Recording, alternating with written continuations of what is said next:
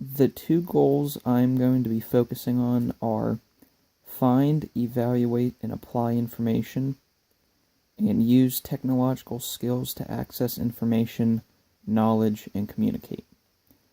These are the goals that I think were the weakest of mine when I first came into this class and have now been improved on. Starting with the finding and evaluating and applying information, I believe the biggest help in this class was definitely Thomas Foster and his book, How to Read Literature Like a Professor.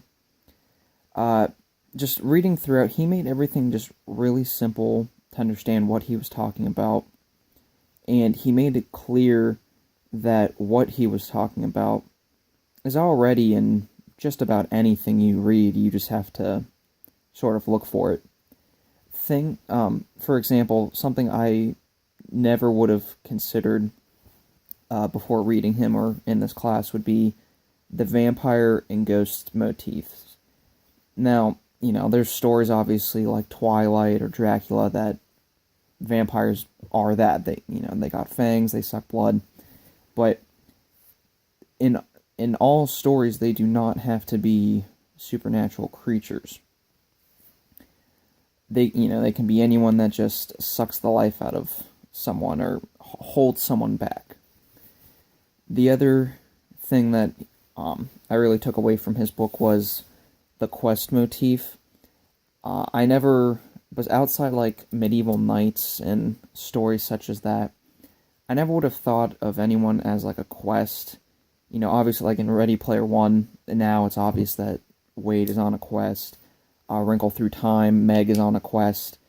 And whatever their quest may be, stated or otherwise, or what they end up doing doesn't matter right now. But the quest they go on is still, or I guess I should say the adventure they go on is still a quest.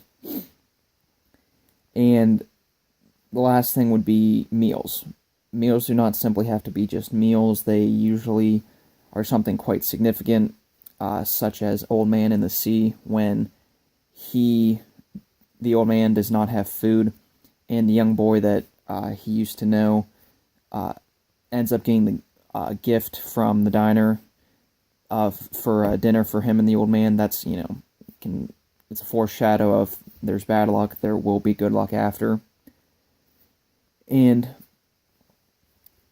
the evidence I have to back this up for myself is when we did the assignments for Ready Player One for chapters 5 through 9 and 10 through 14, to me, I found it really easy to pick out, like, okay, this is the vampire, this is what's holding Wade back.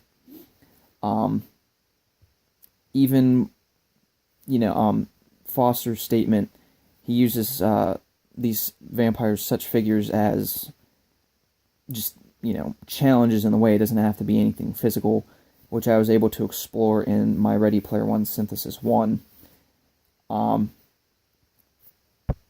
Vampires, it can be the physical, or even just something as a mental state can be something that holds someone back, just like I believe the Oasis held Wade back in Ready Player One. Now, with all this information, just to me, I find it so much easier to pick out because of Foster, and I do believe I won't be able to read a future story without thinking at least of the quest, the challenges or the monsters in the way, and the meals, whether there are or lack of. And onto the technological part of the challenge, I coming into this class, I was not too familiar with any website or app or tool on how to upload audio content. I've used YouTube for however many years now, but I've never actually uploaded anything, especially for school, for an assignment, and that's something I've never done. Like, I've known people who have done that, but I've never been required to upload something such as an audio file or video as a class assignment. And for the X3 and X4 assignments, the analyzing poems, The audio file I thought was very useful because I, for an example, I like talking on the phone more than I like texting because I can get my thoughts out. I can get my thoughts out. I can backtrace, go back, change something. With written or texting, it's a lot harder, I think, because you get to say one thing, but if something else has come up, then the person's already responding, commenting on their first thing.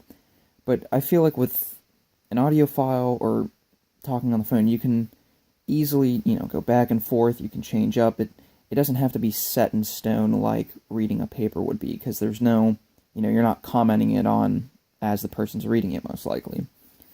So, but I found YouTube was really simple to use. I didn't realize how easy. It's literally record a video, hit the upload button, choose what you want, and you're done within like 10 minutes. I mean, I didn't think it would be anything complicated, but I I thought if I couldn't use YouTube, I'd have to figure out something how to work, like VoiceThread I saw people use, or some other app. And the only other thing I had ever heard of was VoiceThread, because my middle school music teacher used it, and used it as a tool in her classroom to show us examples of whatever she was teaching at the time. So I found YouTube to be very helpful, and I hope I do get a chance in the future to use it again on assignments such as like this, because I find it just so much easier to use, and hearing someone, I think, it connects more than just reading what they have written. You get to hear their voice, hear their thoughts, and I don't know, it makes it easier to understand, easier to relate, in my opinion.